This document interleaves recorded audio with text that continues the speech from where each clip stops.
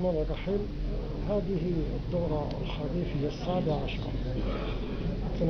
تنعقد بمدينة فاس، وهي مدينة العلم والثقافة ومدينة جامعة القرويين، المدينة التي قال عنها المؤرخون آتينا اليونان وبغداد المغرب.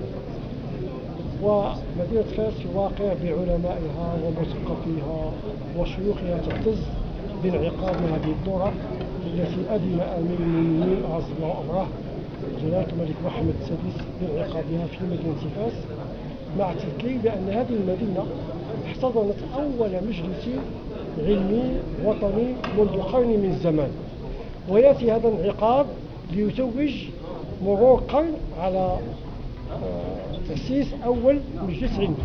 نحن في المجلس العلمي المحلي لفاس نعتز بهذه الالتفاتة المولوية لمدينة فاس، مدينة العلم ومدينة العرفان، ونعتبر أن هذه الدورة بحول الله سوف تكون فاتحة خير وتحقق بما تحتوي عليه من موضوعات ومحاور للدراسة بحول الله، سوف تحقق نقلة نوعية في عمل المجالس العلمية لمزيد من تحصين الثوابت الدينية الوطنية المتمثلة كما هو معروف عندنا في العقيدة الأشعرية والمذهب المالكي والتصوف السني وإمارة المؤمنين.